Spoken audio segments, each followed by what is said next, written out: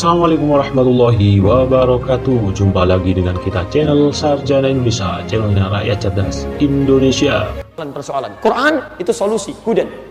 Karena itu setiap masalah isyaratnya pasti ada. Walaupun penemuannya tidak harus ada, tapi isyaratnya ada. Quran bukan kitab ilmiah, tapi isyarat ilmiah ada dalam Al-Quran. Kalau Anda sebut kitab ilmiah ada penemuan, kemudian nanti ada penemuan baru menggagalkan yang ini, Anda bisa katakan Qurannya salah. Bukan. Isyaratnya ada dalam Quran.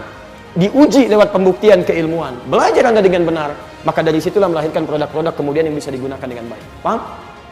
Baik. Saya teruskan. Masa jadi berganti. Sampailah kemudian ke masa-masa turunan-turunannya. Saya tunjukkan diantaranya Jabir ibn Hayyan. Lahir di Kufah tahun 815 Masehi. Kufah di Irak sekarang. Pernah dengar Jabir ibn Hayyan?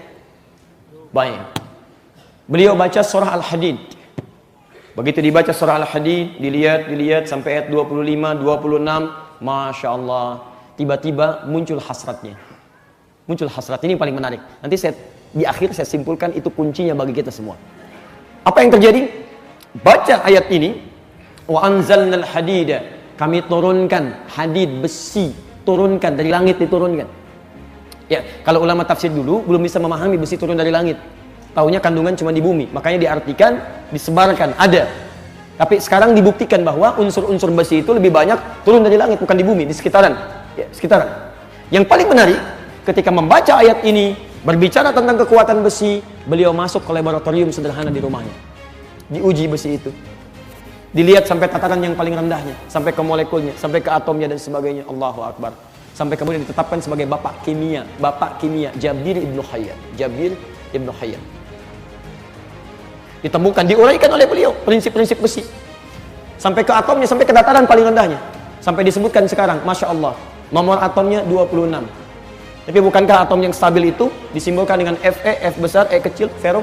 Bukankah yang paling stabil itu ada 4 turunannya? Ada yang Fe 55, 56, 57 sampai 58. Bukankah yang paling stabil 57?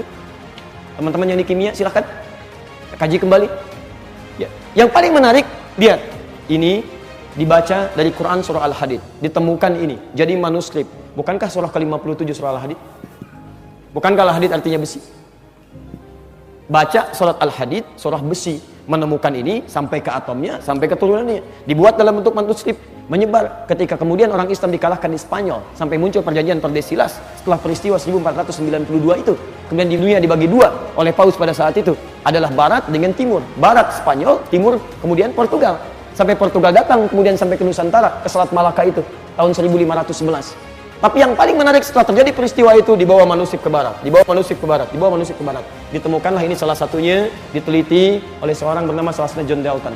John Dalton meneliti, dikembangkan lagi sampai dikenal dengan Bapak Atom. Dari mana? Orang Islam baca Al-Quran, Al-Hadid, keluar penelitian, jadi ini.